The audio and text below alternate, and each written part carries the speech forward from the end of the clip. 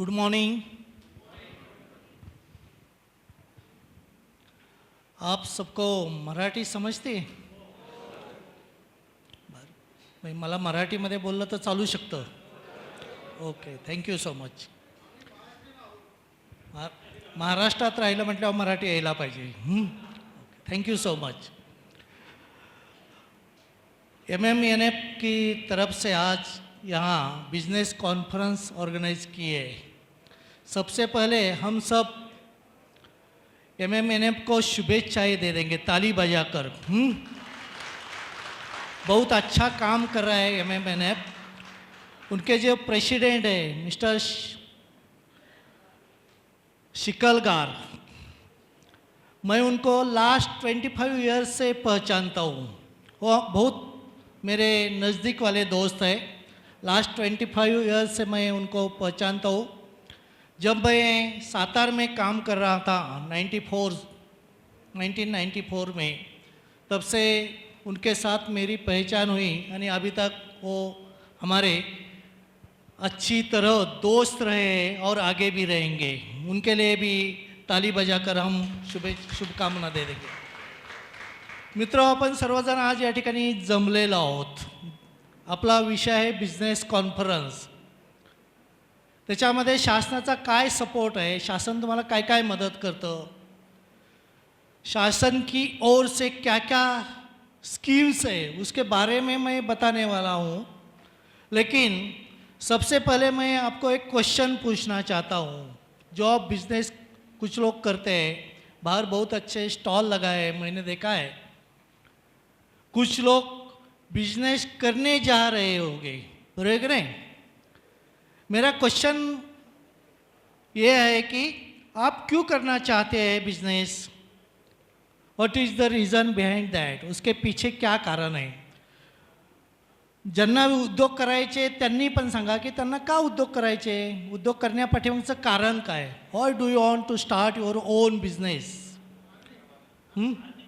Earning is the one of the reason. Very good. और employment create करना है. Very good. Next.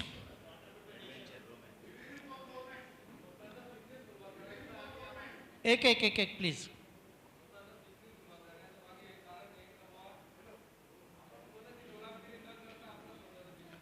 Very good reason. त्यांचं असं म्हणणं आहे की दुसऱ्याची गुलामगिरी का करायची, आपणच आपले स्वतःचे एक मालक होऊ शकतो. आपण कुछ एडवेंचर रोमांस. Very good. उनके लिए भी ताली बजाओ. रोमांस भी होना चाहिए बिजनेस में. और हाँ, वेरी गुड. सेल्फ डेवलपमेंट आणि कंट्री डेवलपमेंट दोनों ही उसमें साध्य होता है. Very good. और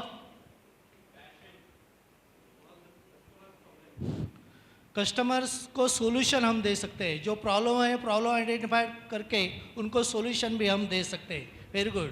दॅट इज द रीज़न. समाजाला पुढे नेण्यासाठी योग्य मार्गदर्शन, एक आपण त्यांचं आयडॉल बनू शकतो त्या ठिकाणी. We have to become idol for our society. Thank you. Business सुरू करत असताना सिस्टममध्ये येऊन कंट्रीच्या GDPला हेल्प करणं माझा उद्देश आहे बिझनेस करण्याचा. हां, कंट्रीचा GDP पण वाढतो. Very good. It is a very excited reason. और हाँ, जॉब क्रिएशन. Very good. और last, solving problems. Very good. It is a one of the reason. तुम्ही सगळ्यांनी जे काय रीजन सांगितलं, सगळ्यांची रीजन बरोबर आहे. पण मला जे अपेक्षित असणारं रीजन आमच्या एका मित्राने या ठिकाणी सांगितलेलं आहे. आता बऱ्याच वेळा अशा पद्धतीचा मी ज्यावेळेस प्रश्न विचारतो त्यावेळेस बरेच लोक वेगवेगळ्या पद्धतीची उत्तरं देतात. उदाहरणार्थ, बऱ्याच लोकांचं एक महत्त्वाचं कारण असतं, आपल्याला आपलं स्वतःचं एक नाव कमवायचे, बरं की नाही? मी नेहमी म्हणतो की नाव कमवण्यासाठी उद्योजक कशाला बनायला पाहिजे. आपले डॉक्टर अब्दुल कलाम प्रेसिडेंट होते, त्यांचं पण खूप मोठं नाव आहे. त्यांच्या इतकं मोठं नाव कोणाचं नाही, पण ते उद्योग करत नव्हते, बरं की नाही? उद्योग करण्यासाठी म्हणजे नाव कमवण्यासाठी उद्योजक बनण्याची काही गरज नाही. आपले काही मित्र म्हटले की आपण या ठिकाणी एम्प्लॉयमेंट क्रिएट करू शकतो. चांगलं रिझन आहे, मला त्याविषयी काय म्हणायचं नाही.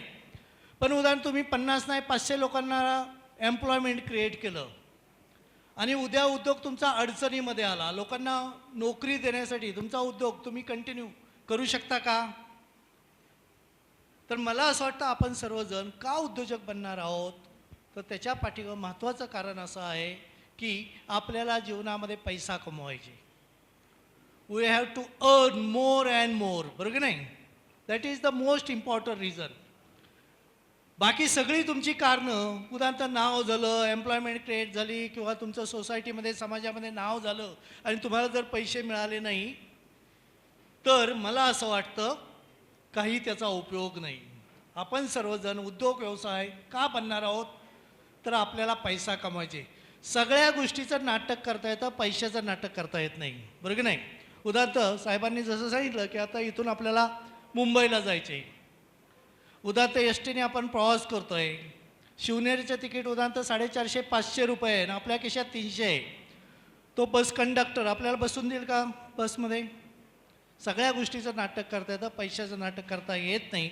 म्हणून आपण सर्वजण का उद्योजक बनणार आहोत, काय व्यावसायिक बनणार आहोत, त्याच्या पाठीमागे महत्त्वाचं कारण की आपल्याला जीवनामध्ये पैसा कमवायचे. आता तुम्ही म्हणाल पैसा कुणी पण कमवू शकतो.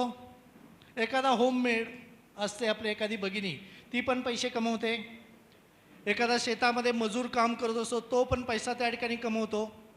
पण तो पैसा किती? भरपूर आपल्याला पैसा कमवायचे, बरोबर की नाही? We have to earn more and more.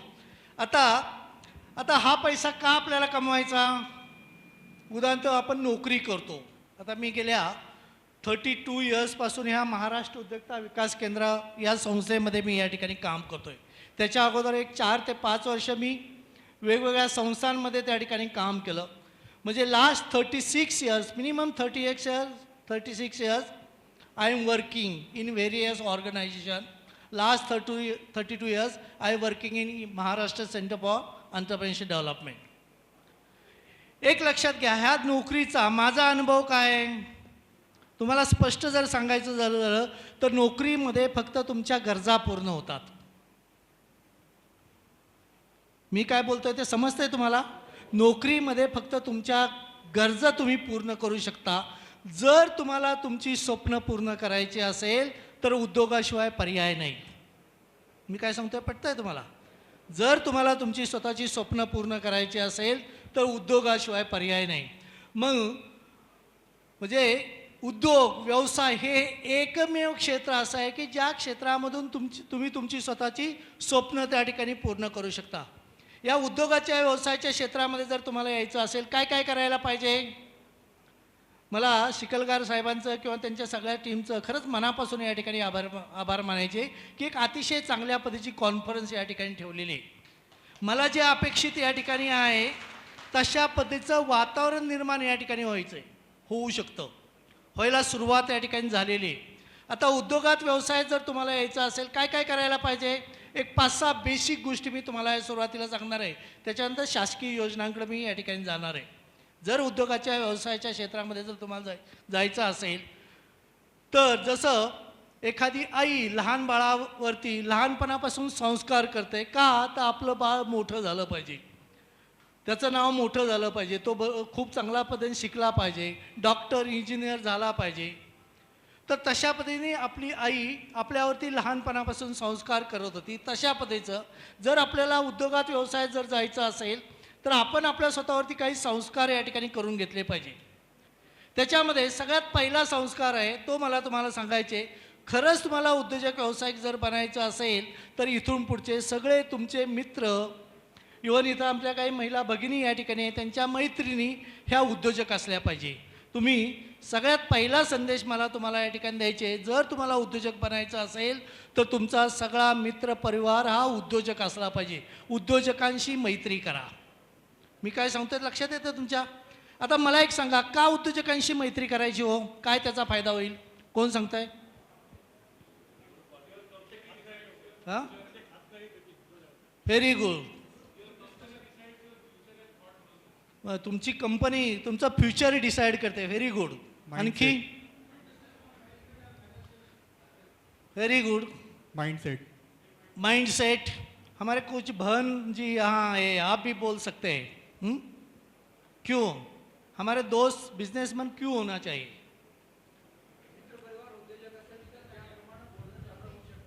बरोबर आहे। एक मराठीमध्ये एक म्हण आहे बा, मी ग्रामीण भागातला आहे, माझं इथून एक 40-45 किलोमीटरवरती गाव आहे, जातेगाव नावाचं, एक शिक्रापूरजवळ। मी जेव्हा लहानपणी माझ्या गावामध्ये राहायचो त्या वेळेस आमच्या गावाकडे एक म्हण खूप फेमस होती। ती म्हण काय? ढवळ्या शेजारी बांधला पवळा, काय पुढं काय? ढवळ्या शेजारी बांधला पवळा, वान नाही पण गुण आला। म्हणजे काय हो, ज्या व्यक्तीच्या सहवासामध्ये राहतो तसं आपण घडतो, बरं की नाही? उदाहरणार्थ मी ज्या हॉस्टेल राहायचो, विद्यार्थी सहाय्यक समिती नावाचं हॉस्टेल आहे, त्या हॉस्टेलमध्ये अन्सार शेख नाव ऐकलं आहे तुम्ही? तर आमचा अन्सार शेख त्या हॉस्टेलमध्ये राहायचा। मी त्याला बराच सिनियर आहे, पण त्याच हॉस्टेलमध्ये अन्सार शेख या ठिकाणी राहायचा। आमच्या या हॉस्टेलमध्ये UPSC MPSC संबंधीचं मार्गदर्शन त्या ठिकाणी केलं जातं। तशा पद्धतीच्या त्या मार्गदर्शनाला त्या ठिकाणी हजर राहायचा। त्याचा परिणाम काय झाला? आमचा अन्सार शेख या भारतातला सगळ्यात तरुण यंगेस्ट IAS ऑफिसर बनला। माहीत आहे ना तुम्हाला? तर अन्सार शेख किंवा मी ज्या हॉस्टेलला राहायचो त्या हॉस्टेलला आमचा अन्सार शेख या ठिकाणी पुण्यामध्ये राहायचा। त्याचे वडील जालन्यामध्ये रिक्षा ड्रायव्हर त्या ठिकाणी म्हणून काम करतात, बरं की नाही?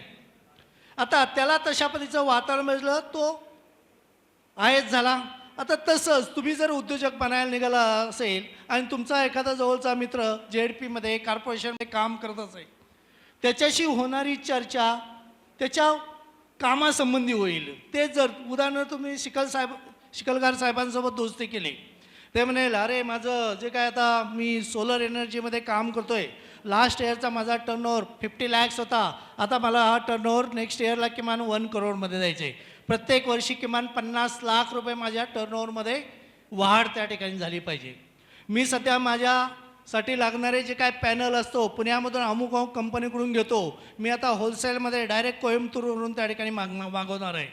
मग एक लक्षात घ्या, दोन्ही व्यक्तीच असतात। नोकरी करणारा पण माणूस असतो आणि व्यवसाय करणारा पण माणूस असतो। तुम्हाला जर उद्योजक बनायचं असेल तर इथून पुढचे सगळे तुमचे मित्र आणि मैत्रिणी ह्या उद्योजक असल्या पाहिजे। जास्तीत जास्त उद्योजकांची व्यावसायिकांच्या सहवासात तुम्ही राहा।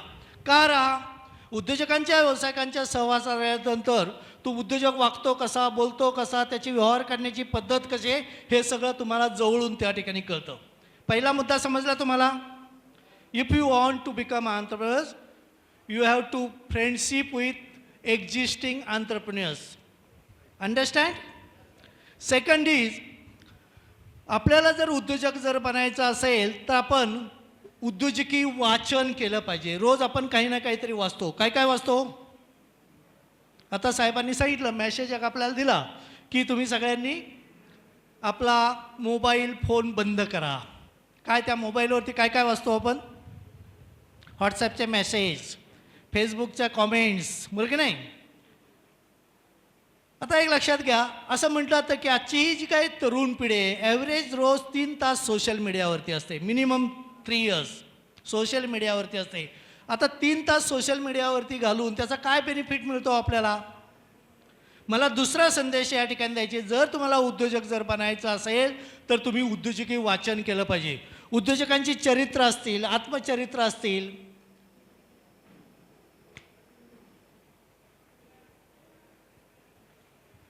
उद्योजकांची चरित्र, आत्मचरित्र तुम्ही वाचण्याचा प्रयत्न केला पाहिजे। उदाहरणार्थ तुम्ही किर्लोस्करांचं पुस्तक वाचलं, तुम्हाला कळेल अरे किर्लोस्करांनी पहिलं सायकल दुकान बेळगावमध्ये टाकलं होतं, तिथून त्यांची व्यावसायिक जीवनाची सुरुवात झाली। किर्लोस्कर आले, तिथं नांगराचा फाळ तयार सुरुवात केली।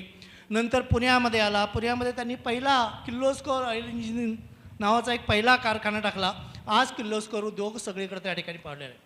आपले मराठी उद्योजक शिकलगार साहेब ज्या जिल्ह्यातले, त्या जिल्ह्यामध्ये जन्मलेले BG शिर्के, शेतकरी कुटुंबातला हा मुलगा, शिकायला पैसे नव्हते, त्या काळामध्ये इंजिनियर झाला। इंजिनियर झाल्यानंतर नोकरी लागली, कारण त्यावेळेस इंजिनियर कमी होते। पण नोकरीमध्ये मन रमायचं नाही. बॉसशी त्यांचे मतभेद त्या ठिकाणी व्हायचे. नोकरीचा राजीनामा दिला, व्यवसाय करायचं ठरवलं, पैसा नव्हता, इकडून तिकडून 5-10 हजार रुपये गोळा केले, व्यवसायामध्ये आले. आज पुण्यामध्ये मुंडव्याला शिर्के शुपरेक्स नावाची इंटरनॅशनल कंपनी आहे. दुसरे सातारचे उद्योजक, भारत फोर्जचे मालक कल्याणी ग्रुप, सध्या बाबा कल्याणी त्याचा कार्यभार करतात. कराडजवळ कोळे नावाचं त्यांचं गाव, तुपाचा व्यवसाय करायचा, गुळाचा व्यवसाय करायचा, धान्याचा व्यापार सुरुवातीला करायचे. आपले यशवंतराव चव्हाण कराडचेच भारताचे उपप्रधान झाले, त्यांच्या मदतीने त्यांनी फोर्जिंगचं लायसन मिळवलं. आज भारत फोर्ज कंपनी जगातली नंबर 2ची फोर्जिंगची कंपनी आहे. त्यांच्यावरती काही पुस्तकं आहे, किर्लोस्करांवरती काही पुस्तकं आहे, अशी शेकडो नाही हजारो उद्योजकांवरती पुस्तकं आहेत. ती जर पुस्तकं तुम्ही वाचली, तुम्हाला काहीतरी प्रेरणा मिळेल की नाही. उदाहरणार्थ आमचा एखादा मित्र उद्योजक बनायला निघालेला आहे, तो नॉवेल वाचतोय किंवा लव्ह स्टोरीची पुस्तकं वाचतोय. लव्ह स्टोरीची पुस्तकं वाचून उद्योजक बनू शकतो का? हे पहा, माझ्या हातामध्ये उद्योजक नावाचं एक मंथली मॅगझिन आहे. हा विशेषतः वुमेन संबंधीचा एक अंक या ठिकाणी आहे.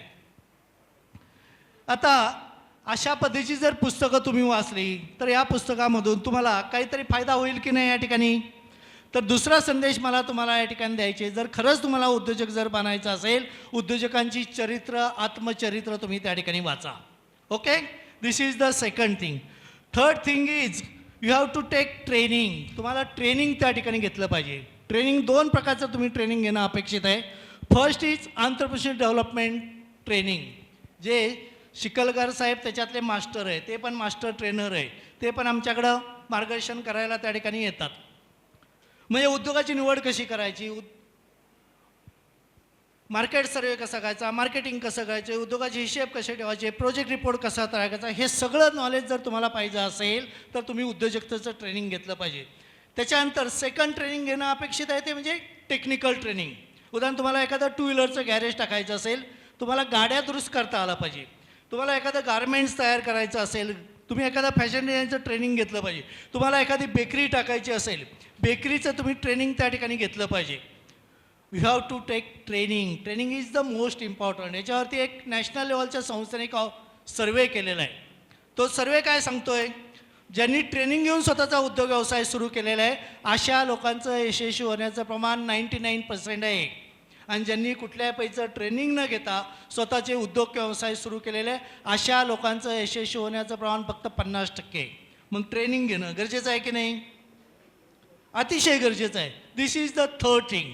Fourth thing is you have to take experience. तुम्हाला जो उद्योग करायचे त्या उद्योगाचा तुम्ही एक्सपिरियन्स घ्या, अनुभव घ्या. उदाहरण तुम्हाला एखादं गॅरेज टाकायचं, एखाद्या गॅरेजमध्ये काम करा. एखादी बेकरी टाकायची असेल तर एखाद्या बेकरीमध्ये काम करा. एखादा रेडीमेड गारमेंटचं युनिट टाकायचं, एखाद्या रेडीमेड गारमेंटचं युनिटमध्ये तुम्ही काम करा. आता तुम्ही म्हणाल ट्रेनिंग घेतलं आहे, कामाची गरज काय? उदाहरणार्थ बेकरीमध्ये तुम्ही काम केलं तर हे बेकरीचे मालक कुठून लागणारं रॉ मटेरियल आणतात, किती किमतीला आणतात, याची प्रोसेसिंगची कॉस्ट काय आहे, यांचे फॉर्म्युले काय आहे, हे मार्केटिंग कुठं करतात, मार्केटिंग करताना कॅश विकतात का क्रेडिटने विकतात, क्रेडिट असेल तर साधारण क्रेडिटचा पिरियड काय आहे, कॅश असेल तर काही डिस्काउंट वगैरे देतात का, हे सगळं तुम्हाला ज्यावेळेस तुम्ही कामाचा अनुभव घेता तेव्हा सगळ्या ह्या गोष्टी तुम्हाला त्या ठिकाणी कळतात. मग fourth thing is very important. You have to take experience. Okay, then next is तुम्ही एक्झिबिशनला व्हिजिट केले पाहिजे. 5वा संस्कार होतो म्हणजे एक्झिबिशन तुम्ही पहा. उदाहरणार्थ ॲग्रिकल्चरमध्ये तुम्हाला करिअर करायचं असेल, पुण्यामध्ये किसान भरतं किंवा बारामतीला KVKमध्ये कृषिक भरतं. उदाहरण तुम्हाला कन्स्ट्रक्शन क्षेत्रामध्ये करिअर करायचं, पुण्यामध्ये कन्स्ट्रो भरतं. तुम्हाला उदाहरणार्थ फोटोग्राफीच्या क्षेत्रामध्ये करिअर करायचं, दरवर्षी मुंबईला फोटोग्राफीचं एक्झिबिशन असतं. तुम्हाला ज्या क्षेत्रामध्ये करिअर करायचं त्या क्षेत्रातली एक्झिबिशन जर लागली तर चुकवायची नाही. कारण का, एक्झिबिशनमध्ये काय आपल्याला मिळतं तर नवीन काय आलेलं आहे, नवीन काय येऊ घातलेलं आहे. उदाहरणार्थ आता आमचे मित्र हे शूटिंग या ठिकाणी करतायत, बरोबर नाही? उदाहरणार्थ यांना नॉलेज असलं पाहिजे की नवीन कुठले कॅमेरा आलेले आहेत, नवीन कुठले लेन्स आलेले आहेत. उदाहरणार्थ शिकलकर साहेबांच्या फॅमिलीतलं कोणाचं तरी लग्न आहे आणि 1857चा कोडॅकचा कॅमेरा घेऊन गेले. कदाचित त्यांना ड्रोन कॅमेरे शूटिंग करावं वाटत असेल आणि यांच्याकडे 1857चा कॅमेरा असेल, त्यांना ऑर्डर देतील का होते? म्हणजे नवीन काय आलेलं आहे, नवीन काय येऊ घातलेलं आहे याची जर तुम्हाला माहिती, अपडेट नॉलेज जर तुम्हाला तुमचं ठेवायचं असेल, you have to visit various exhibitions. म्हणजे ही एक्झिबिशन तुमच्या व्यवसायाशी कन्सर्न असली पाहिजे, बरोबर नाही. उदाहरण तुम्ही फोटोग्राफीमध्ये करिअर करताय आणि तुम्ही फॅशन डिझाईनचे एक्झिबिशन पाहायला गेलेले आहेत, गरज नाही. तुमच्या विषयाशी निगडीत जी एक्झिबिशन असतील ती एक्झिबिशन तुम्ही पाहिली पाहिजे. This is the fifth thing. Sixth and very important thing is you have to take successful and unsuccessful entrepreneurs interview. शेवटचा मुद्दा मग तुम्हाला या ठिकाणी सांगतोय, जर तुम्हाला उद्योजकतेच्या व्यावसायिकतेच्या क्षेत्रामध्ये जायचं असेल, ज्या क्षेत्रामध्ये तुम्हाला जायचं आहे त्या क्षेत्रातील यशस्वी आणि अयशस्वी उद्योजकांच्या तुम्ही मुलाखती घ्या. आता यशस्वी आणि अयशस्वी उद्योजकांच्या मुलाखती का घ्यायच्या, त्याचं महत्त्वाचं कारण म्हणजे उदाहरण तुम्हाला एक पुण्यामध्ये कोंढवा परिसरामध्ये एक चांगला डायनिंग हॉल या ठिकाणी टाकायचे. मग पुण्यामध्ये सर्वात जास्त चालणारा डायनिंग हॉल कुठला, उदाहरण तर दुर्वांकूर, त्याचे मालक आहेत श्याम मानकर साहेब. तुम्ही श्याम मानकर साहेबांची अपॉइंटमेंट घ्या. अपॉइंटमेंट घेतल्यानंतर 100% ते अपॉइंटमेंट देतात आपल्याला. मी बऱ्याच वेळा त्यांना भेटलेलो आहे. त्यांना विचारा, मानकर साहेब गेल्या 30-35 वर्षापासून तुमचा डायनिंग हॉल पुण्यामध्ये नंबर 1ला आहे, काय कारण आहे. कदाचित ते म्हणतील मी सकाळी 7ला येतो तर रात्री 11पर्यंत या ठिकाणी थांबतो. मी माझ्या डायनिंग हॉलमध्ये जे काय धान्य किंवा पालेभाज्या असतील, फळं असतील, सगळी नंबर 1ची वापरतो. जे काय तेल वापरतो ते रिफाईंड तेल वापरतो, सगळ्यांना प्युअर पाणी देतो, माझी सर्व्हिस अतिशय उत्तम आहे. त्याच्या पाठीमागची जी काय कारणं आहेत ती जाणून घ्या आणि तशा पद्धतीची जर सेवा सुविधा तुम्ही जर तुमच्या डायनिंग हॉलमध्ये दिली, कदाचित तुमचा डायनिंग हॉल पण नंबर 1पर्यंत पोचू शकतो. त्यासोबत जे काय उद्योजकांचं उदाहरण, काही डायनिंग हॉल असे असतील पुण्यामध्ये की जी पूर्वी चालवत होते आता बंद पडले. अशा काही लोकांना जाऊन भेटा, साहेब एकेकाळी तुमचा डायनिंग हॉल पुण्यामध्ये पहिल्या 5मध्ये होता, आता बंद पडला, कारण काय. तो म्हणेल मी उंटावरून शेळ्या हाकायचो, माझा मॅनेजर सगळा डायनिंग हॉल सांभाळायचा आणि एक दिवस माझ्या डायनिंग हॉलला मला लॉक करावं लागलं, कारण माझ्या मॅनेजरनी सगळं करप्शन केलं, माझा सगळा मलिदा माझा मॅनेजरनी खाल्ला. मग त्याच्यातनं तुम्हाला काय शिकायला मिळेल. If you want to start your own business, your personal involvement is very important, बरोबर नाही. तुमचं स्वतःचं इन्व्हॉल्वमेंट त्या ठिकाणी अतिशय गरजेचं आहे, तर ते इन्व्हॉल्वमेंट तुमच्याकडे असलं पाहिजे, बरोबर नाही. म्हणजे थोडक्यात बेसिक गोष्टी मी तुम्हाला 6 सांगितलेल्या आहे. खरंच जर तुम्हाला उद्योजक जर म्हणायचं असेल तर ह्या 6 गोष्टीपासून सुरुवात करा. ओके, आता आपण पुढे जाऊया. Please open my PPT. आता मी ज्या संस्थेमध्ये काम करतो त्या संस्थेचं नाव आहे महाराष्ट्र उद्योजकता विकास केंद्र, ज्याला इंग्लिशमध्ये म्हटलं तर Maharashtra centre for entrepreneurship development. 5 मिनटं फक्त या विषयासाठी घेतो, नंतर मी स्कीमकडे जाणार आहे. त्याचं कारण असं आहे की ही जी संस्था आहे, नेक्स्ट प्लीज, ही जी संस्था आहे ही संस्था तुमच्या सगळ्यांसाठी अतिशय उपयुक्त असणारी संस्था आहे. ही डायरेक्टर ऑफ इंडस्ट्री जी आहे, महाराष्ट्र शासनाचं डायरेक्टर ऑफ इंडस्ट्री ज्याला आपण म्हणतो उद्योग संचालनालय, हे उद्योग संचालनालयाअंतर्गत कार्यरत असणारी संस्था आहे. हे कुठलंही प्रायव्हेट ऑफिस नाही, हे मला या ठिकाणी पहिलं क्लिअर करायचे. ह्या संस्थेची स्थापना 1 ऑक्टोबर 1988 साली झाली आणि त्याचं हेड ऑफिस औरंगाबादला आहे. आता तुम्ही म्हणाल हेड ऑफिस औरंगाबादला का, बऱ्याच शासनाच्या कार्यालयी पुणे मुंबईमध्ये असतात. तर महाराष्ट्राचा जर नकाशा आपण पाहिला तर नकाशामध्ये अहमदनगर आणि औरंगाबाद हे 2 जिल्हे महाराष्ट्राच्या नकाशाच्या मध्यभागी येतात, बरोबर नाही. दिस इज द महाराष्ट्र सेंटर. हे महाराष्ट्र सेंटर कशाचं आहे, एंटरप्रेन्योरशिप डेव्हलपमेंटचं. आणि त्यावेळेस दुसरं एक कारण होतं, आपले जे मुख्यमंत्री होते हे शंकरराव चव्हाण, त्यांचा आग्रह होता की उद्योजकता विकास मराठवाडा आणि विदर्भात कमी आहे, तर आपण हे सेंटर औरंगाबादला या ठिकाणी, तर त्या दृष्टिकोनातून आपलं हेड ऑफिस औरंगाबादला आहे. वी हॅव 8 रिजनल ऑफिसेस, म्हणजे आपली 8 रिजनल ऑफिसेस आहे. कुठं कुठं रिजनल ऑफिस आहे, पुणे आहे, मुंबई आहे, कोल्हापूर आहे, औरंगाबाद आहे, अमरावती आहे, नांदेड आहे, नाशिक आहे. तर अशा पद्धतीची आपली 8 रिजनल ऑफिसेस आहे. एवढंच नाही तर प्रत्येक जिल्ह्यामध्ये जिल्हा उद्योग केंद्रामध्ये आपलं कार्यालय आहे. तुम्ही कुठल्याही जिल्ह्यात, आता मला सांगितलं निम्म्यापेक्षा मोर दॅन 60% पॉप्युलेशन हे आउट्स डिस्ट्रिक्टचं आहे. मला खूप छान वाटलं. उदाहरण तुमच्या एक एखादा जण सांगलीला आलं असेल तर सांगलीला विश्रामबागला उद्योग भवन आहे, तिथं आपलं कार्यालय आहे. तुम्ही कोल्हापूरला गेला तर कलेक्टर ऑफिसच्या पाठीमागे उद्योग भवन आहे, तिथं आपलं ऑफिस आहे. तुम्ही औरंगाबादला गेला तर रेल्वे स्टेशन MIDC आहे, त्या MIDCच्या तिथं आपलं ऑफिस आहे.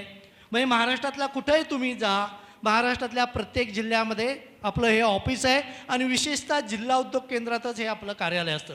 म्हणजे तुम्हाला जर महाराष्ट्र उद्योजकता विकास केंद्राच्या अधिकाऱ्याकडून कुठल्या पद्धतीचं मदत पाहिजे असेल, मार्गदर्शन पाहिजे असेल तर तुम्ही महाराष्ट्रातल्या कुठल्याही जिल्ह्यामध्ये तुम्ही जा, जिल्हा उद्योग केंद्र विचारा. त्या जिल्हा उद्योग केंद्रात महाराष्ट्र उद्योजकता विकास केंद्राचा प्रकल्प अधिकारी त्या ठिकाणी बसलेला असतो.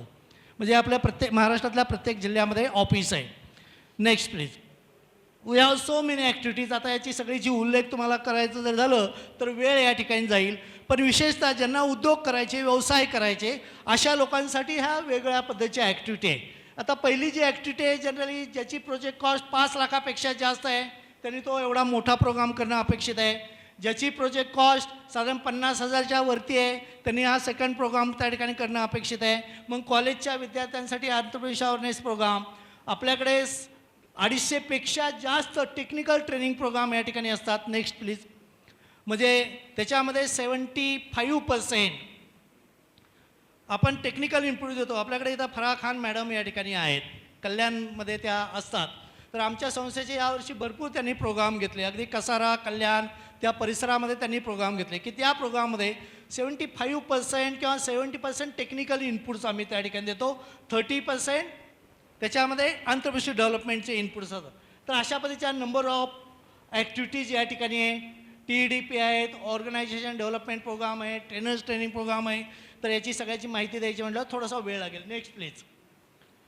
Management development program. आता हे क्लस्टर डेव्हलपमेंट प्रोग्राम जे आहे याच्यावरती मला थोडंसं बोलणार आहे. जास्त तुम्हाला ओझरता त्याचा उल्लेख या ठिकाणी करून देतो मी.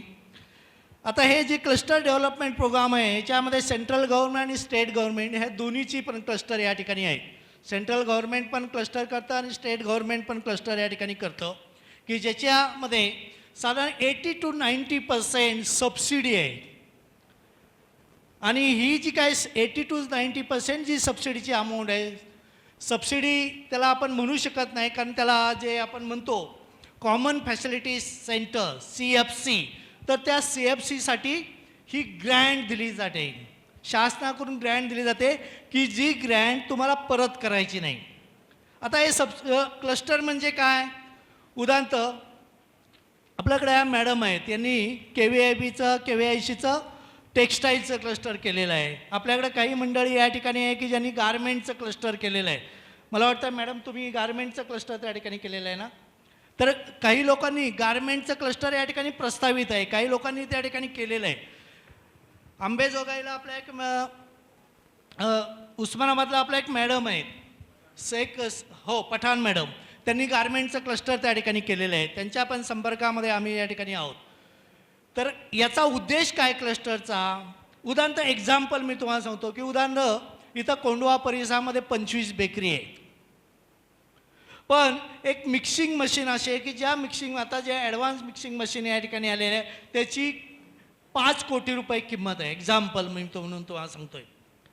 आता एक इंडिव्हिज्युअल बेकरी सुरू करणारा की ज्याची छोटी बेकरी असते एक 5-10 लाखाची, तो एकदम 5 कोटीचं मशीन घेऊ शकतो का हो?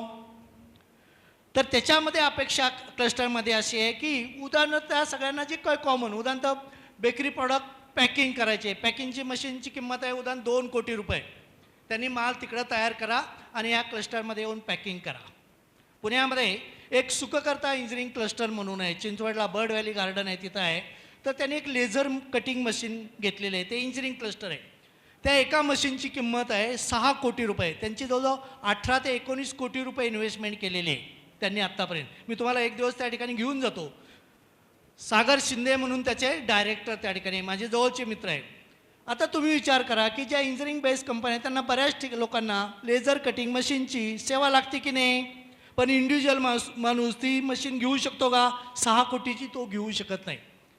तर ह्या क्लस्टर स्कीममध्ये छोटे छोटे जे काय उद्योजक असतात त्यांना ज्या काय कॉमन फॅसिलिटी लागतात त्या कॉमन फॅसिलिटीज एका ठिकाणी एका कॅम्पसमध्ये तुम्हाला ह्या क्लस्टर योजनेअंतर्गत मिळतात. त्याच्यामध्ये फक्त अटच एवढीच आहे की एकाच प्रकारचे उद्योग साधारण एक 20पासून एक 50पर्यंत त्या परिसरामध्ये असावे. 25 किंवा 30पासून एक 50पर्यंत एकाच प्रकारचे उद्योग त्या परिसरात 25-30 किलोमीटरवरती असावे. उदाहरणार्थ एखाद्याला लेझर कटिंग मशीन उदाहरण चिंचवडला आहे आणि बारामतीला एक इंजिनिअरिंग युनिट आहे, त्या माणसाला इथं येऊन सेवा घ्यायची असेल, ट्रान्सपोर्ट कॉस्ट परवडेल का हो? एक 25-30 किलोमीटर का? तर त्या एरियातला ती ट्रान्सपोर्ट कॉस्ट वगैरे ह्या सगळ्या गोष्टी त्यांना सहन करता येतील किंवा त्यांना त्या नियमामध्ये त्या ठिकाणी बसतील. तर एक 25-30 किलोमीटरवरती एकाच प्रकारचे जर उद्योग असतील तर त्या सगळ्या उद्योगांसाठी एकत्रित एक कॉमन फॅसिलिटी सेंटर ह्या क्लस्टर योजनेअंतर्गत तुम्हाला त्या ठिकाणी उपलब्ध होतं. त्या योजनेचे सगळे डिटेल्स आहे, ते डिटेल्स कोणाला पाहिजे असेल तर मी तुम्हाला त्या ठिकाणी पाठवू शकतो. This is very important schemes from central government and state government. मग बाकीच्या ह्या सगळ्या गोष्टी ॲक्टिव्हिटी या ठिकाणी आहे. नेक्स्ट प्लीज, आपण पुढे जाऊया. पहिले आता योजना पाहूया, नंतर वेळ मिळालो. लास्ट एक 2-3 स्लाईड आहे, जाऊ द्या पुढे. पुढे पुढे घ्या नेक्स्ट. हां एक मिनिट मागं घ्या.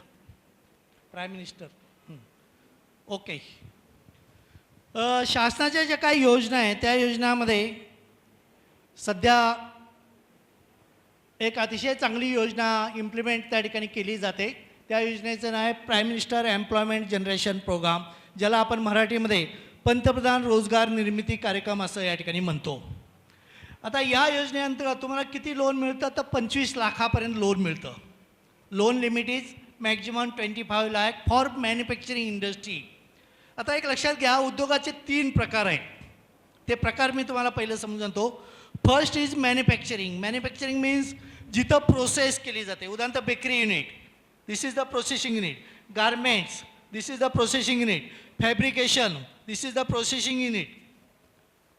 म्हणजे जिथं कच्च्या मालावरती प्रक्रिया केली जाते त्याला आपण मॅन्युफॅक्चरिंग इंडस्ट्री असं म्हणतो, उत्पादन उद्योग म्हटलं तो. This is the first types of business. Second is service industry. You know about service industry, जिथं फक्त सेवा दिली जाते. उदाहरणार्थ 2 wheeler 4 wheeler garage, okay, internet cafe, Xerox centre, beauty parlour, gents या लेडीज, ओके. मग ज्या ठिकाणी फक्त सेवा दिली जाते that types of industry comes under service industry. Service industry समजली सगळ्यांना. आणि last is trading. Trading means जिथं फक्त खरेदी आणि विक्री होते. उदाहरणार्थ ग्रोसरी शॉप, ज्याला आपण किराणा शॉप या ठिकाणी असं म्हणतो, ओके. नेक्स्ट इज कपड्याचं दुकान, cloth shop. Cloth shop is comes under trading. म्हणजे अशा पद्धती जिथं फक्त खरेदी आणि विक्री होते तर त्या ठिकाणी त्याला आपण काय म्हणतो, ट्रेडिंग म्हणतो. उद्योगाचे 3 प्रकार समजले. First is manufacturing, second is service industry, third is trading. तर ही जी योजना आहे या योजनेनंतर फक्त पहिल्या 2 ॲक्टिव्हिटीला कर्ज मिळतं. नेक्स्ट. ही जी योजना आहे या योजनेनंतर फक्त पहिल्या 2 ॲक्टिव्हिटीला कर्ज मिळतं. फर्स्ट मॅन्युफॅक्चरिंग, दुसरं सर्व्हिस इंडस्ट्री किंवा ज्याला सेवा व्यवसाय म्हणतो. याच्यामध्ये मॅन्युफॅक्चरिंग इंडस्ट्रीला तुम्हाला 25 लाखापर्यंत कर्ज मिळतं आणि सर्व्हिस इंडस्ट्रीला तुम्हाला 10 लाखापर्यंत मॅक्झिमम कर्ज मिळतं. हे लक्षात ठेवा तुम्ही त्या ठिकाणी. आपके पास कोई क्वेश्चन रहेगा तो लास्ट 10-15 मिनट में क्वेश्चन आंसर के लिए रखने वाला हूँ, तब आप क्वेश्चन पूछ सकते हैं. तेच राहू द्या. तर याच्यामध्ये एज लिमिट आहे 18 years should be complete. Documents काय लागतात, photo, caste certificates, school leaving certificates, project report वगैरे असे जनरली डॉक्युमेंट लागतात. ते डॉक्युमेंटची लिस्ट तुम्हाला पाहिजे असेल त्याची. आता ह्याच्यामध्ये लोन किती मिळतं, लोन 90 to 95%. आता 90% कोणाला, 95% कोणाला. PMEGP मध्ये SC, ST, OBC, ex serviceman, त्याच्यानंतर वुमेन, अपंग ज्याला हँडिकॅप आपण म्हणतो, हे घटक असेल तर हे सगळे स्पेशल कॅटेगरीमध्ये येतात. स्पेशल कॅटेगरीमध्ये येणाऱ्या लोकांना स्वतःची इन्व्हेस्टमेंट फक्त 5% इन्व्हेस्टमेंट करायची. किती? You have to invest only 5%. You can get 95% loan. Understand? Under this scheme you have to invest only 5% if you are from special category. Special कॅटेगरीमध्ये कोण येतं? SC, ST, OBC, त्याच्यानंतर अपंग, माजी सैनिक आणि महिला, कुठल्याही जातीच्या महिला असल्या तर महिला या सगळ्या स्पेशल कॅटेगरीमध्ये आहे. ओके. आणि जनरल कॅटेगरीमध्ये कोण येतं? उदाहरणार्थ मराठा. उदाहरणार्थ मी मराठा समाजातला आहे. I am from general category. I have to invest minimum 10%. I can get 90% loan. Okay. तसं तुम्ही जनरल कॅटेगरीमध्ये असेल तर तुम्हाला स्वतःला 10% गुंतवावं लागतील. तुम्हाला 90% त्या ठिकाणी कर्ज मिळेल. Okay. Next, this is the subsidy. आता SC ST जर असेल किंवा स्पेशल कॅटेगरीमधली जी काय मंडळी आहे त्यांना याच्यामध्ये 35% सबसिडी आहे. कुठं? रुरल एरियामध्ये. आता रुरल आणि अर्बनचा फरक मी तुम्हाला या ठिकाणी सांगतो. रुरल म्हणजे ज्या गावची लोकसंख्या 20,000पर्यंत आहे. पॉप्युलेशन क्रायटेरिया त्यांनी दिलेला आहे. ही पॉप्युलेशन अप टू 20,000 तर त्याला आपण रुरल या ठिकाणी म्हणतो. पॉप्युलेशन अबाउट 20,000 त्याला अर्बन एरिया आपण या ठिकाणी म्हणतो. किंवा साध्या भाषेत जर सांगायचं म्हणतं ग्रामपंचायत जिथं असते तिथं रुरल एरिया असतो. जिथं नगरपालिका, महानगरपालिका किंवा नगरपंचायत या ठिकाणी असते त्यांना आपण अर्बन या ठिकाणी म्हणतो. समजलं सगळ्यांना?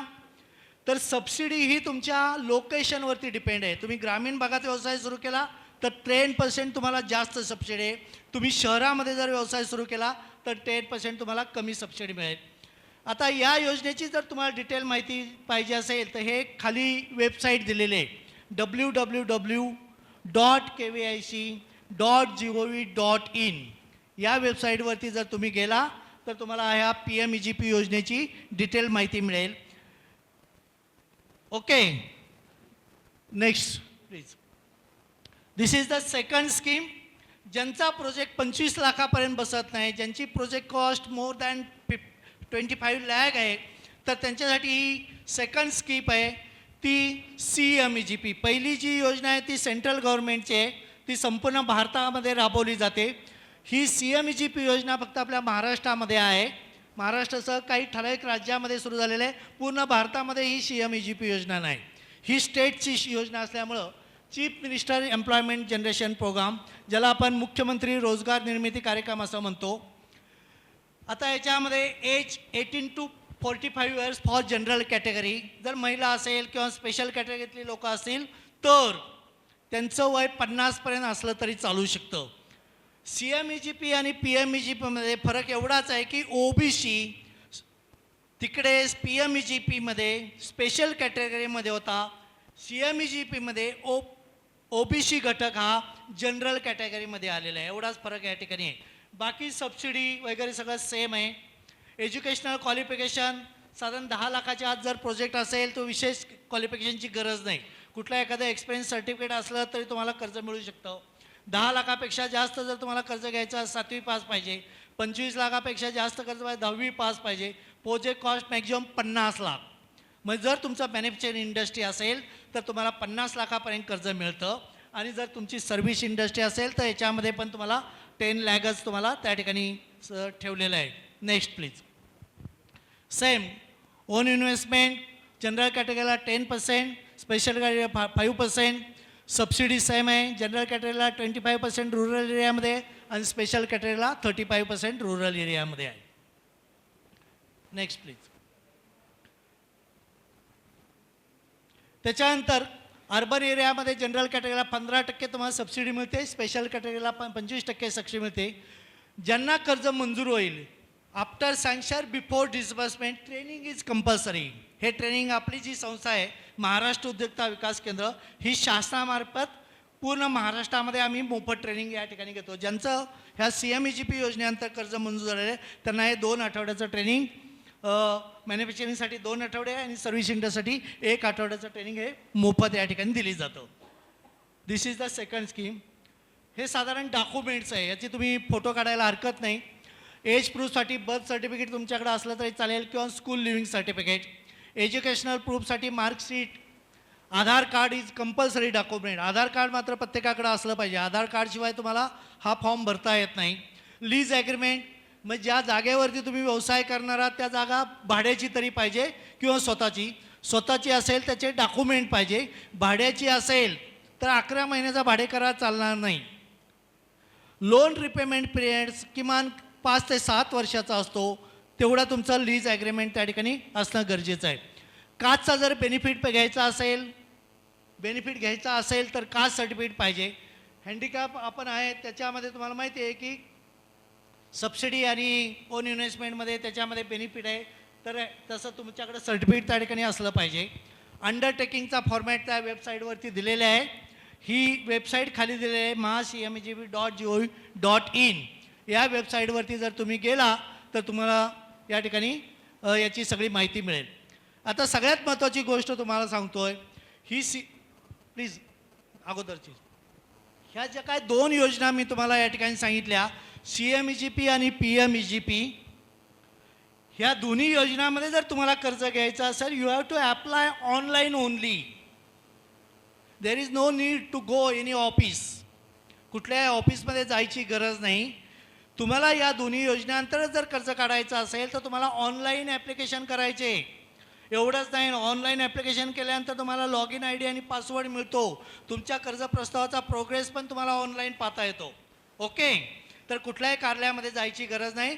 तुम्ही ऑनलाईन ॲप्लिकेशन त्या ठिकाणी करू शकता. मी जाताना माझा नंबर देणार आहे. जर तुम्हाला काही अडचण असेल, शंका असेल, प्रश्न असेल किंवा नंतर ऑनलाईन फॉर्म भरताना काय अडचणी असेल you can contact me, no problem. तर ही सगळी डॉक्युमेंट त्याच्यामध्ये दिलेले. Last scheme seed money scheme. आता सीड मनी स्कीम आणि पहिल्या 2 स्कीममध्ये काय फरक होता तर तुम्हाला मी सांगितलं होतं की PMEGP आणि CMEGP अंतर्गत तुम्हाला फक्त सर्व्हिस इंडस्ट्री आणि इंडस्ट्रीला कर्ज मिळतं, बरोबर नाही. पण if you want to start grocery shop, if you want to start stationery shop, तर मग आपल्याला कर्ज कुठून मिळणार. तर दिस इज द स्कीम्स. या स्कीम अंतर्गत तुम्हाला मॅन्युफॅक्चरिंग, सर्व्हिस इंडस्ट्री आणि ट्रेडिंग तिन्ही ॲक्टिव्हिटीसाठी कर्ज मिळतं. याच्यामध्ये लोन लिमिट इज 25 लाख. त्याच्यामध्ये असं काय बंधन नाही, ग्रोसरीला एवढंच पाहिजे किंवा मॅन्युफॅक्चरिंगला एवढं, सर्व्हिस इंडस्ट्रीला एवढंच, असं काय याच्यामध्ये बंधन नाही. Loan limit is 25 lakhs. Age limit is 18 to 50 years. 18 ते 50च्या दरम्यान तुमचं वय असलं पाहिजे. Seed money from DIC for general category you will get 15% as a seed money from DIC. जिल्हा उद्योग केंद्राकडून तुम्हाला सीड मनी 15% मिळेल. If you from SC ST and special category you can get 20% seed money from DIC. You have to invest only 5%. तर this is the seed money scheme.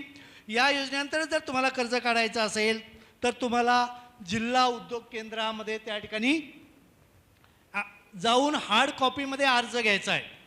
हे online भरायचं नाही. या योजनेनंतर जर तुम्हाला कर्ज काढायचं असेल तर जिल्हा उद्योग केंद्रात तुम्ही गेलं पाहिजे. हार्ड कॉपीमध्ये अर्ज घ्यायचा, कागदपत्र लिस्ट घ्यायची, तो फॉर्म भरायचा, कागदपत्र अटॅच करायची आणि जिल्हा उद्योग केंद्रात जाऊन सबमिट करायचं. तुम्ही म्हणाल त्या बँकेमध्ये जिल्हा उद्योग केंद्र ते कर्ज प्रस्ताव पाठवते. हे जे काय जिल्हा उद्योग केंद्रावर 15 ते 20% रक्कम तुम्हाला या ठिकाणी मिळते. त्याचा रेट ऑफ इंटरेस्ट फक्त 6% असतो आणि घेतलेलं कर्ज वर्षाला फक्त 1 हप्ता असतो ह्या जिल्हा उद्योग केंद्राच्या अमाऊंटला. तर तो वेळेत 5 वर्षात 5 हप्ते जर भरले तर तो 6%चा रेट ऑफ इंटरेस्ट फक्त 3% येतो. त्याला इंटरेस्ट सबसिडी असं म्हटलं जातं. ओके, तर तुम्हाला ही पण योजना या ठिकाणी राबवली जाते त्या ठिकाणी. त्याच्यानंतर तुम्हाला मुद्रा योजना माहीत असेल. मुद्रा योजनेनंतर जर तुम्हाला कर्ज काढायचं असेल तर 10 लाखापर्यंत कर्ज मिळतं. त्याच्यामध्ये 3 योजना आहेत, शिशु आहे, किशोर आहे आणि तरुण योजना. शिशु योजनेनंतर तुम्हाला 50,000पर्यंत कर्ज मिळतं. किशोर योजनेनंतर तुम्हाला 5 लाखापर्यंत कर्ज मिळतं आणि तरुण योजनेनंतर तुम्हाला 10 लाखापर्यंत कर्ज मिळतं. तिथं जामीन तारणाची कुठलीही गरज नाही आणि त्या केसमध्ये तुम्हाला डायरेक्ट बँकांकडे जाऊन ॲप्रोच करायचे. बँकांकडे डायरेक्ट ॲप्रोच जर केलं तर तुम्हाला मुद्रा योजनेअंतर्गत डायरेक्ट बँकासुद्धा त्या ठिकाणी कर्ज देतात. अशा पद्धतीच्या नंबर ऑफ योजना त्या ठिकाणी आहेत. त्या योजनांचा बेनिफिट तुम्ही त्या ठिकाणी घेऊ शकता. मला जाता आता फक्त एवढंच या ठिकाणी सांगायचं आहे की फर्स्ट स्लाईड घ्या. फर्स्ट जाता तर तुम्हाला एवढंच या ठिकाणी सांगायचं की उद्योगामध्ये व्यवसायामध्ये येत असताना थोडेसे पेशन्स तुम्ही त्या ठिकाणी ठेवा. उदाहरणार्थ आज तुम्ही बँकेत गेला, बँक म्हणत नाही या 5 नाही 10 लाख रुपये घेऊन द्या. एक लक्षात घ्या, सुरुवातीला ते तुम्हाला नकारच देतात. माझे जवळचे बरेच ब्रँच मॅनेजर आहे, मी बऱ्याच वेळा त्यांना विचारतो तुम्ही लोकांना नकार का देता, तर ते म्हणतात की ग्राहकाकडे त्याला 10 वेळा जावं लागणार आहे, बँकेत 4 वेळा यायला 5 वेळा यायला काय प्रॉब्लेम्स आहे. आणि सगळ्यात महत्त्वाचं म्हणजे त्या दरम्यानच्या काळात त्यांनी यापूर्वी घेतलेलं कर्ज घेतलं आहे का, घेतलं असते वेळेत फेडलं आहे का, घरातलं कोणी कर्ज घेतलं आहे का, ते हप्ते वेळेत चालू आहे, ह्या सगळ्या गोष्टीची चौकशी करावी लागते. आणि थोडेसे जर तुमच्याकडे पेशन्स असेल तर तुम्हाला कर्ज नक्की मिळू शकतं, 100% मिळू शकतं. बँकांना कर्ज देणं अतिशय गरजेचं आहे बँकांच्या स्वार्थासाठी. मी तुम्हाला सांगतोय, उद्या बँकांनी कर्ज देणं जर बंद केलं, बँकांना टाळे ठोकावं लागतील. बँकांना चांगले कस्टमर तुमच्यासारखे हवे आहेत. ओके, आपण एक चांगले कस्टमर आहोत, घेतलेलं कर्ज त्या ठिकाणी फेडू शकतो, हा विश्वास बँकांना द्या. बँका 100% तुम्हाला त्या ठिकाणी कर्ज देतील, काही प्रॉब्लेम त्या ठिकाणी. तर त्या दृष्टिकोनातून तुम्हाला उद्योगासंबंधी व्यवसायासंबंधी कुठल्याही पद्धतीची काही मदत लागली, सहकार्य लागलं तर माझा हा नंबर आहे 9403078777 9403078777. हा माझा मोबाईल नंबर आहे. तुम्ही माझ्या नंबरवरती केव्हाही कॉन्टॅक्ट करू शकता, लागणारी मदत मार्गदर्शन या ठिकाणी घेऊ शकता. खरं तर आपला कार्यक्रम जवळजवळ 1 तास उशिरा त्या ठिकाणी सुरू झाला, त्याच्यामुळं माझा टायमिंग थोडासा कमी केला. मी कमीत कमी वेळामध्ये मला जो संवाद साधायचा तो साधण्याचा प्रयत्न केलेला आहे. 15-20 मिनटं मी अजून माझं काही प्रेझेंटेशन होतं, पण माझ्या दृष्टीने जेवढं झालं तेवढं पुरेसं आहे. जर तुमच्या मनामध्ये काही शंका प्रश्न असतील तर एक 5-10 मिनटासाठी आपण त्यावरती चर्चा करूया प्लीज.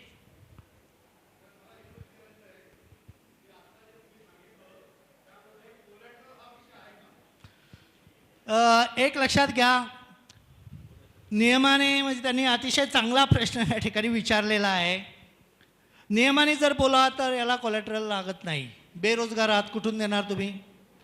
पण बऱ्याच बँका त्या ठिकाणी मागतात. ओके, जर तुमच्याकडे जर असेल तर माझं असं म्हणणं आहे की जरूर तुम्ही त्या ठिकाणी द्या. जर तुमच्याकडे द्यायला जर असेल जरूर द्या, नसेल तर मात्र मग तुम्ही त्यांच्याशी थोडंसं नियमाने वादविवाद त्या ठिकाणी करू शकता, काही प्रॉब्लेम त्या ठिकाणी नाही.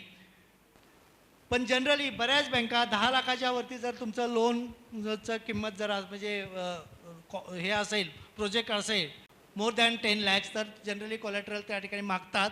पण जनरली ह्या स्कीममध्ये कोलॅटरल कंपल्सरी नाही आहे, शासनाने त्याच्यामध्ये काही म्हटलेलं नाही. तर माझा दुसरा प्रश्न असा की आता तुम्ही व्याजाचा दर सांगितला सीड मनीला 6%. आता या ज्या 2 पहिल्या स्कीम आहेत PMEGP आणि CMEGP, यांना व्याजाचा दर काय आणि ह्याच्यामध्ये इंटरेस्ट आता कसं आहे, सगळ्या नॅशनलाइज बँका याच्यामध्ये, शेड्यूल बँका याच्यामध्ये आहे, त्याच्यामध्ये एक अर्धा पाऊण टक्का व्याजाच्या दरामध्ये कमी जास्त होतं ब्रँच वाईज. त्याच्यामुळे मी अमुक म्हणत नाही की 10% किंवा 9%, तर त्या बँकनुसार थोडंसं अर्धा टक्का पाऊण टक्का असं कमी जास्त या ठिकाणी होतं.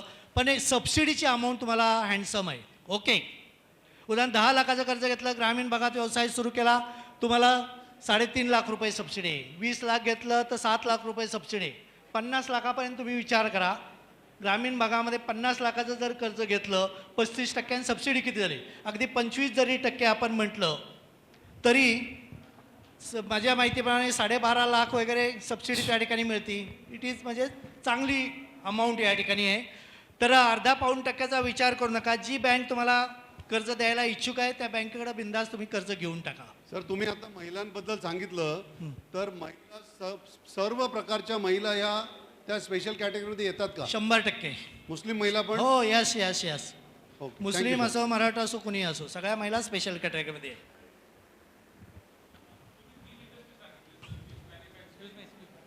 आणि ट्रेडिंग हो, ट्रेडिंग, सर्व्हिस आणि मॅन्युफॅक्चरिंग. तर IT कंपनी ह्या कशामध्ये येतात, ज्याच्यात सॉफ्टवेअर न देता कधी कधी सर्व्हिस पण देतात आणि सायमल्टेनियसली मग ते मॅन्युफॅक्चरिंगमध्ये पण येतात. तर मग IT कंपनी कशात येतात?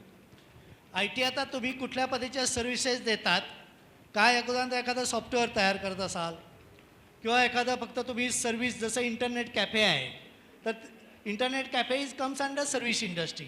No, पण big- सॉफ्टवेअर जर तुम्ही डेव्हलप हां. तयार करून जर विकत असाल, may be it's come under manufacturing.